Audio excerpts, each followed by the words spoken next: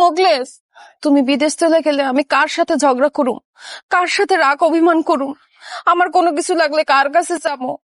আর রাতের বেলা কারে জড়ায় ধরে ঘুমায় থাকুম কম মোগলেস? আরে তোমার এত ঝগড়া করতে মন চাইলে তুমি পাশের বাড়ির আম্বি আর মার সাথে ঝগড়া করবা।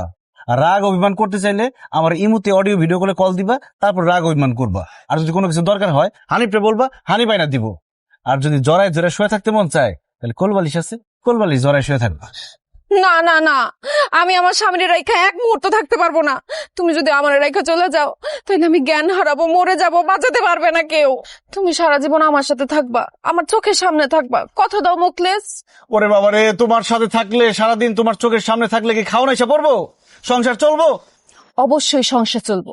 সংসার চালানোর জন্য তোমার বিদেশে যাওয়ার দরকার কি? তুমি তো দেশেই ব্যবসা করতে পারো। আর দেশে ব্যবসা বাণিজ্যের অবস্থা খুব খারাপ। দেশে কি ব্যবসা করুম কও পারবেন? দেশের ব্যবসা বাণিজ্য সব খারাপ চললেও একটা ব্যবসা সবসময় ভালো চলবে, সেটা হচ্ছে মুদি দোকানের ব্যবসা। কারণ মুদি দোকানে কি থাকে?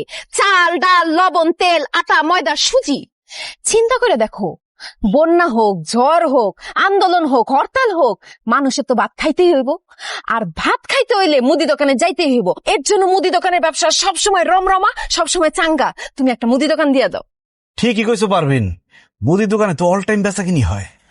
কথা তো আমি সবসময় ঠিকই বলি, তুমি বুঝো না। শুনো, আমার ছোট চাচায় এই মুদি দোকানি কইরা বাড়িতে একটা বিরাট বিল্ডিং তুলছে, 2 পোলারে কুয়েতে পাঠাইছে, 2 মেয়েরে বিয়া দিছে। তাই আর চিন্তা না কইরা বাপের জমি বিক্রি কইরা বিদেশ না যাইয়া তুমি একটা মুদি দোকান দাও। তাইলে দেখবা এই যে টিনের বাড়ি দেখতেছো, এইখানে 7 তলা বিল্ডিং হইব। আর তার চেয়ে বড় কথা হইতেছে, তুমি থাকবা আমার পাশে, আমি থাকবো তোমার পাশে।